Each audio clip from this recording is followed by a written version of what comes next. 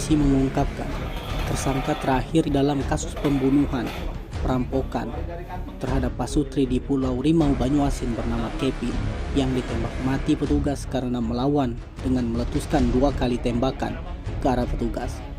Tersangka Kevin disergap di persembunyiannya berada di tengah sawah di Dusun Sungai Keladi, Rimau, Sungsang, Kabupaten Banyuasin, oleh tim gabungan Opsnal Reskrim Polres Banyuasin dan Opsnal Sat Polairut Polres Banyuasin.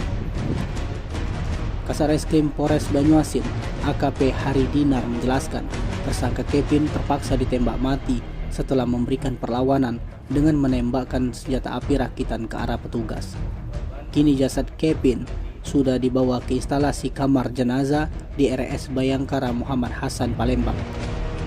Bersama tersangka, petugas juga mengamankan barang bukti senjata api rakitan dengan gagang putih serta 4 butir peluru dan 2 butir selongsong peluru. Tersangka Kevin berperan sebagai eksekutor dengan mengikat dan memukul terhadap Sunardi dan Srinanti. Tahan bang.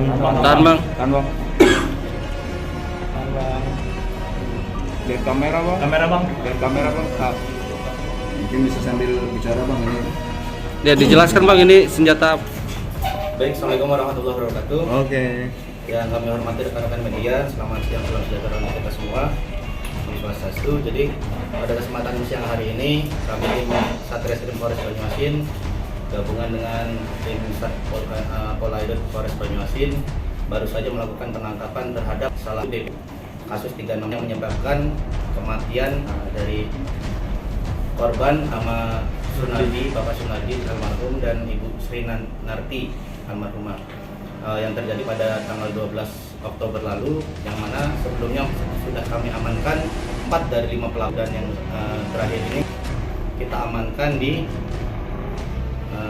Dusun Sungai Keladi, Desa Rimau Sungsang, Kecamatan Sungsang. Pada saat penangkapan, yang bersangkutan melakukan perlawanan dengan menodongkan senjata api dan menembak. Kita lakukan tindakan tegas.